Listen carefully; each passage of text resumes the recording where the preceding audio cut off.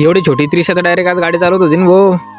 आज सकाळी सकाळी आपल्याला जायचं संभाजीनगरला. मग काय काढली गाडी आणि आपला मित्र हिम्मतले घेऊन आपण निघालो संभाजीनगरला जाण्यासाठी. आपल्या गाडीच काटा मारायला दोन टेकला होता. मग काय सगळ्यात पहिले पंपावर गाडी घेतली आणि घेतलं पेट्रोल टाकून आपण डायरेक्ट लागलो रस्त्यानं थंडीगार आवाज आलो होती भाऊ.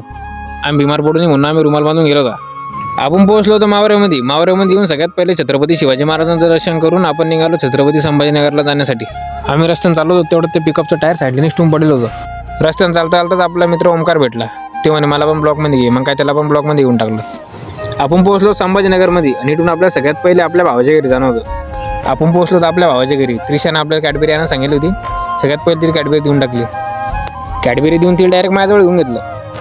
तिने डायरेक्ट तिच्या हातानंच कॅडबेरी फोडली होती भाऊ. मला वाटलं तिला कॅडबेरी फोडता जाणार नाही, पण तिने तिच्या हातानंच फोडून टाकली. इकडे तर कॅडबेरी फोडून कॅडबेरी खायची तयारी बी चालू होती. त्रिशा काही आमच्या गाडीवर बसायला तयार नव्हती भाऊ. तिला तरी बी गाडीवर बसून घेतलं आणि एक चक्कर मारून आणली. त्रिशाला घरी आणून सोडलं होतं आणि त्रिशा आपल्याला करत होती बाय बाय करता तिच्या तोंडावर एवढी भारी स्माईल होती. ती स्माईल पाहून एक नंबर वाटत होतं डायरेक्ट. आपल्या सिटी बसच्या वर्कशॉपमध्ये थोडं काम होतं. मग काय सगळ्यात पहिले सिटी बसच्या वर्कशॉपमध्ये गेलो आम्ही. सिटी बसचं वर्कशॉप बी चांगलं मोठं लाट होतं भाऊ. त्या वर्कशॉपमधून त्या डायरेक्ट सिटी बस काढली होती भाऊ. आणि त्या सिटी बसमध्ये बसून आम्हाला ते स्मार्ट सिटी ऑफिसला घेऊन चालले होते. स्मार्ट सिटी ऑफिसमधलं काम संपून आपण निघालो होतो घरी जाण्यासाठी. आम्ही तर जातो घरी, पण तुम्ही लाईक फॉलो सबस्क्राईब केल्याशिवाय जाऊ नका.